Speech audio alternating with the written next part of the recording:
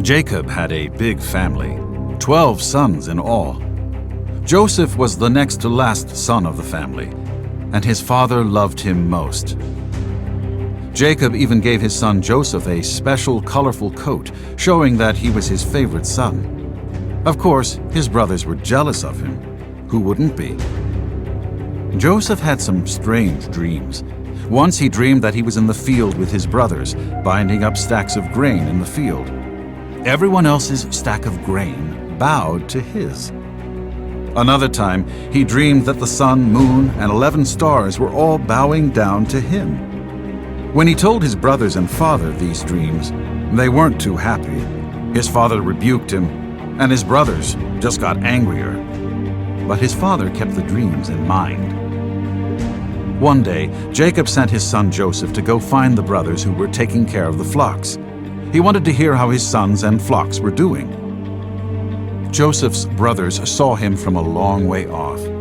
"Here comes the dreamer," they said to each other. "Now is our chance to finish him off. Let's kill him."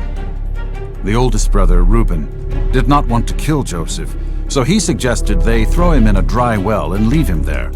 Reuben had planned to later come and rescue Joseph.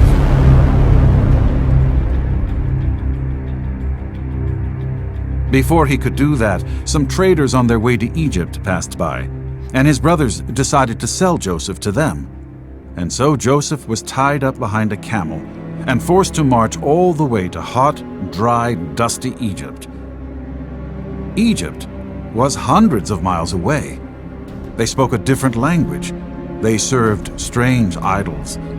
It was a strange new land, and Joseph would be separated from his family.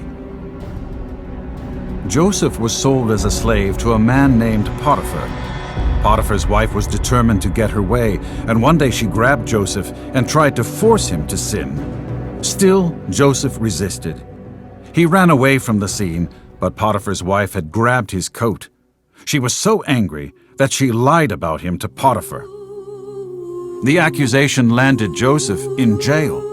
Not only had he been traded as a slave to Egypt, but now he had been thrown in jail for something he didn't even do. Even while he was in jail, Joseph stayed true to God. God had big plans for him. While he was in that Egyptian jail, he had a reputation for being wise and for telling the meaning of people's dreams.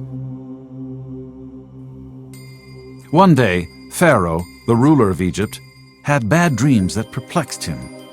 He could not understand what they meant and was dead set on trying to figure it out. He asked his advisors, but they could not help. He asked his magicians, but even they could not explain the dreams. Then one of Pharaoh's servants remembered that Joseph was known for interpreting dreams. Joseph was brought from prison and taken to Pharaoh. Pharaoh told Joseph everything that happened in his strange and scary dream. Joseph knew exactly what the dream meant, and he carefully explained the meaning to Pharaoh. Not only did Joseph tell Pharaoh what the dream meant, but he also told him what to do about it. The land would experience famine in 7 years, and they needed to store up food to prepare. Pharaoh was impressed, and he honored Joseph. In fact, he made Joseph the second-in-command ruler over all of Egypt. Although he had been rejected by his family and left for dead, he had risen to power and greatness because God was with him. Later on, when Joseph was giving food to the people, his own brothers came to him for help.